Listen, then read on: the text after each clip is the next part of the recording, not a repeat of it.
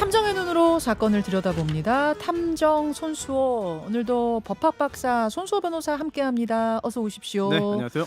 오늘 다룰 사건 재심이 확정된 그 사건이라고요. 확정은 아닙니다. 60년 만에 재심이 열릴 것으로 보이는 사건인데요. 아직 확정 전이긴 하지만 거의 확정 뭐 이렇게 보면 되는 사실상, 거예요. 네. 사실상 네, 확정. 강제 키스 혀 절단 사건입니다. 성범죄 피해자 최말자 할머니 사건입니다. 사실 이 재심 청구하기로 했을 때 우리가 한번 이 코너에서 다뤘었어요. 그렇습니다. 네. 재심이란 이 유죄 확정 판결에 중대한 하자가 있는 경우에 피고인의 이익을 위해서 잘못을 바로잡으려는 비상구제 절차잖아요. 예. 이미 확정된 유죄 판결을 뒤집는 절차이기 때문에 법이 정한 엄격한 요건을 충족해야만 열릴 수 있습니다. 네. 최말자 씨가 재심을 청구했지만 그동안 1, 2심에서는 받아들이지 않았어요.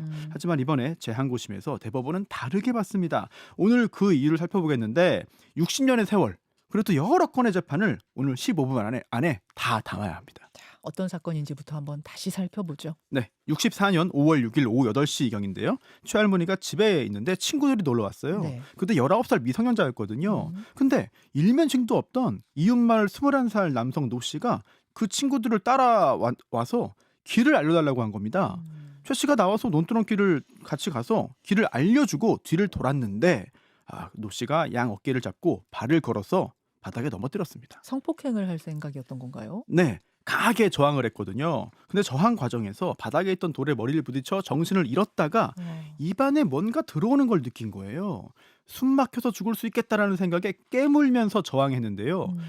나중에 정신을 차리고 보니까 남자는 사라졌고 네. 또 입안이 이상해서 뱉었더니 뱉고 집으로 뛰어갔습니다. 네. 가해자의 혀가 약 1.5cm 절단된 거는 나중에 알게 됐고요. 그러니까 성범죄 피해자가 방어를 하는 과정에서 가해자가 다친 건이었던 거죠. 그렇습니다. 최 씨가 집에 들어온다며 남성이 피를 흘리며 집에 와서 혓바닥 찾아달라고 애원을 했습니다. 그래서 최 씨가요, 남동생과 함께 가서 잘린 혀를 찾았고 병원에 가서 수술을 받고 입원을 했어요, 남성이. 예. 하지만 정상적으로 말할 수 없는 장애를 갖게 된 걸로 알려졌고요. 네. 그런데 이후에 정말 황당하고 어이없고 화나는 일들이 계속해서 이어집니다. 그렇죠. 어떤 일이었죠? 네, 2주쯤 지난 5월 23일에 이 남성이 친구 10여 명과 함께 식칼을 들고 집으로 들이닥쳐가지고 네. 이 최 씨의 아버지를 죽인다고 협박을 했고요.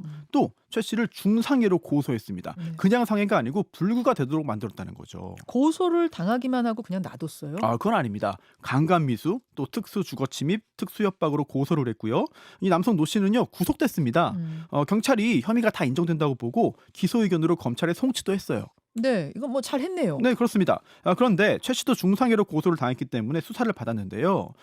혀가 잘린 건 성폭행 과정에서 정당방위를 한 것이다. 예. 이렇게 주장을 했고 경찰에서도 정당방위가 인정됐습니다. 예. 하지만 검찰에서 완전히 달라집니다. 어떻게 달라졌습니까? 검사는요, 구속됐던 남성 노 씨를 풀어줍니다. 그리고 강간 미수는 아예 불기소하고요. 특수 주거침입과 특수 협박으로만 기소해서 재판으로 넘겼거든요. 그리고 놀랍게도 오히려 성범죄 피해자인 최 씨가 구속됐습니다. 아니 성폭행의 피해자인데 어떻게 최말자 씨가 구속이 됩니까? 최 씨가 전한 이야기는 충격적이었는데요. 사건 발생 2달 후인 7월 초에 연락을 받고 아버지와 함께 처음으로 검찰청에 갔다는 거예요. 예. 근데 그때 수사관이 아무런 설명도 없이 갑자기 독방에 가두고 수갑을 채운 다음에 검사의 신문을 받도록 했다는 겁니다.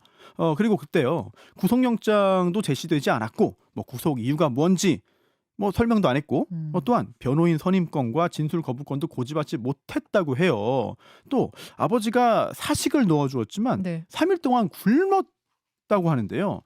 이번에 대법원은요, 이러한 최말자 씨의 이야기가 구체적이고 일관성이 있다고 평가했습니다. 아무리 60년 전 일이라지만 상식이라는 게 있는데 저는 들으면서도 믿을 수가 없어요. 네, 특히 검사가요, 강압적인 태도로 이렇게 말했어요. 고의로 혀를 깨문 거 아니냐, 이렇게 추궁했고요. 가해자와 결혼하면 간단한 거 아니냐, 못된 X가 멀쩡한 남자를 불구로 만들었다, 이런 말을 반복했습니다. 참 이게 참 믿기지가 않는데 재판에서도 바로잡지를 못했던 건가요? 그렇습니다. 재판장도 이렇게 말했어요. 처음부터 상대에게 호감이 있던 거 아니냐, 결혼해서 살 생각은 없냐? 이렇게 어. 물어봤고 주변 사람들도 그냥 결혼해서 사건 끝내라 이렇게 권유를 했거든요. 그러자 노 씨가 기세등등해져가지고 네. 최 씨 가족들을 찾아와서 결혼하지 않을 거면 돈을 달라 이렇게 요구합니다. 합의금을 원한 거예요? 네, 결국 구속 상태가 계속 이어지니까 최 씨 아버지가 논을 팔아서 돈을 주고 합의했습니다.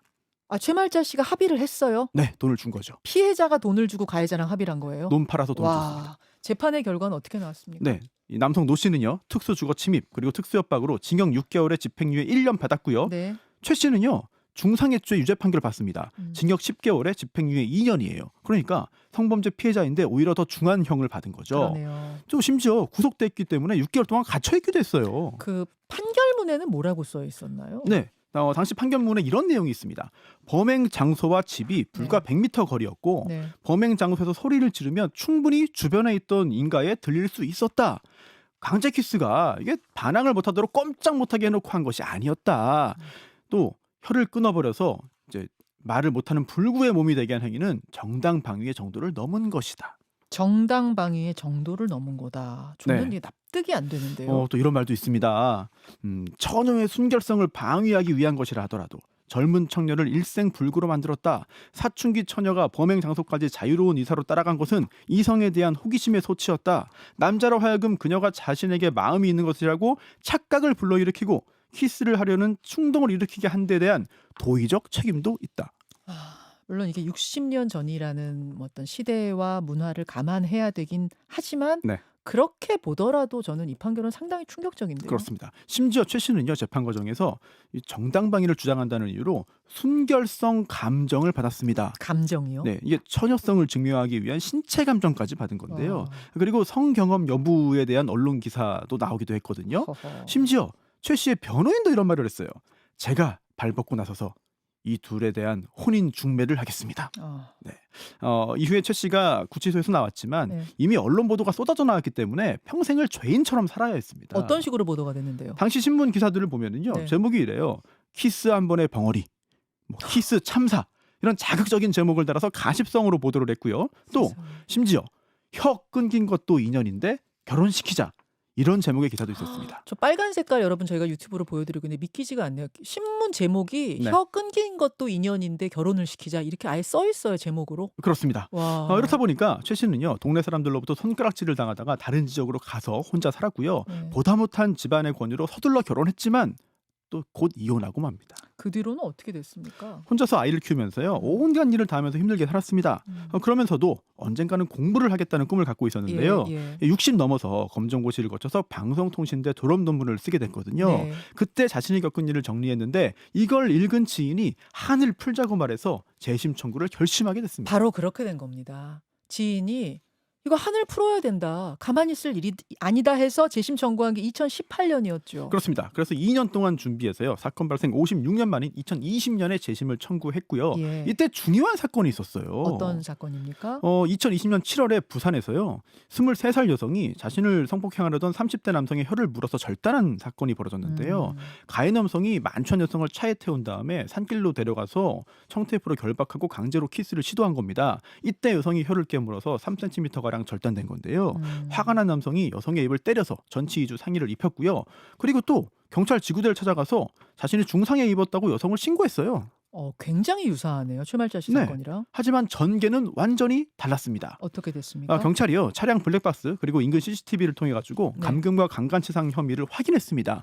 이 남성이 구속됐고 징역 3년형을 받았어요. 이 사건에선 정당방위가 인정이 된 건가요? 이게 중요한데요. 정당방위 심사위원회가 열렸고요. 네.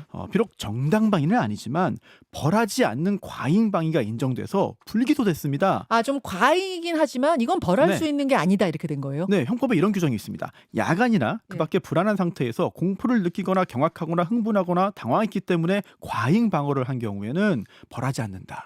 이 규정이 적용된 거죠. 아무튼 60년 전과는 완전히 다른 결론이 난 거네요. 네, 이렇게 세상이 바뀌었기 때문에 당초에 최 씨의 재심 청구에 대한 기대가 컸습니다.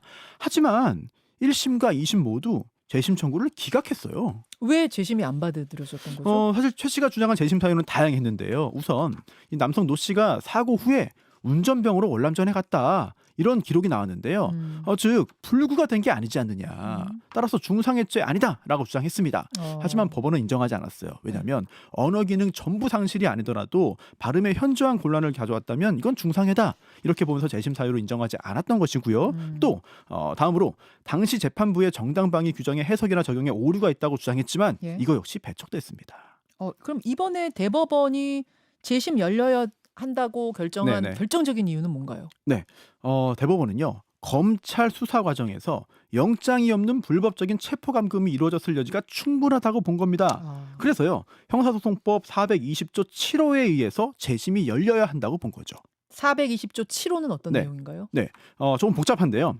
원판결 또는 전심 판결 또는 그 판결에 기초된 조사에 관여한 법관 또 공소의 제기 또는 그 공소에 기초된 수사에 관여한 검사나 사법경찰관이 그 직무에 관한 죄를 범한 것이 확정 판결에 의해 증명된 때, 이때를 재심 사유로 규정하고 있습니다. 검사나 경찰관이 뭔가 죄를 지은 게 확정될 때, 그럼 그렇습니다. 이게 지금 뭐 확정 판결 실제로 수사가 잘못됐더라도 60년 전 일인데 네, 이미 공소시효 완성된 건 아니에요? 맞습니다. 그렇기 때문에 이런 규정도 함께 두고 있어요. 만약에 공소시효가 이미 완성돼서 확정 판결로 증명할 수 없는 경우에는 예.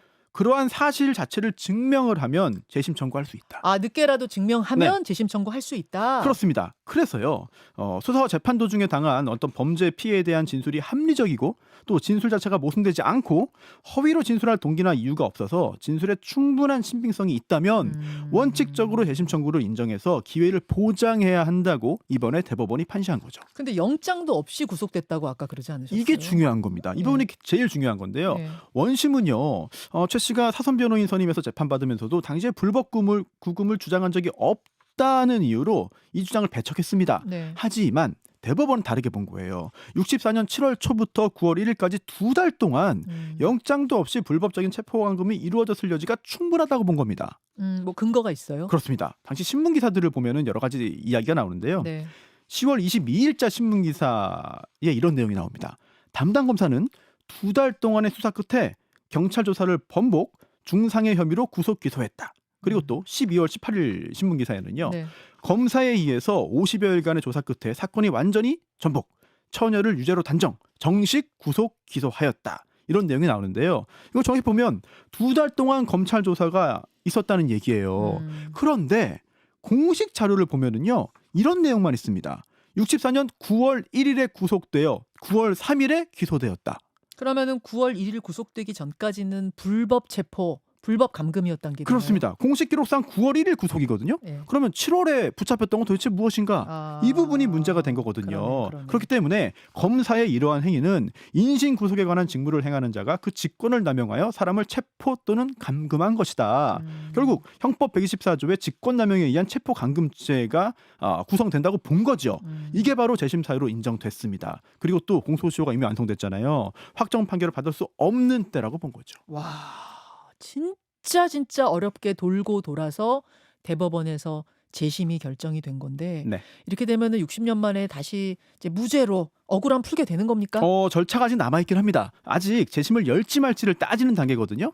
대법원의 파기환송 결정에 의해서 원심법원이 재심 사유를 다시 따지게 된 겁니다. 하지만 대법원이 최 씨 진술의 신빙성이 크므로 네. 반대되는 증거나 사정이 존재하는지 사실조사를 하라고 했어요. 네. 따라서 그 취지상 파기환송심에서 재심 사유가 인정되고 그렇게 확정될 것으로 보입니다. 그리고 그 후에 그에 따라서 재심이 열리기만 한다면 지금까지 드러난 사실관계를 볼 때 무죄 판결 가능성이 상당해 보입니다. 자, 최말자 씨 사건 오늘 다시 들여다봤습니다. 수고하셨습니다. 네. 김현정의 뉴스쇼는 시청자 여러분의 참여를 기다립니다. 구독과 좋아요, 댓글 잊지 않으셨죠? 알림 설정을 해두시면 평일 아침 7시 10분 실시간 라이브도 참여하실 수 있습니다.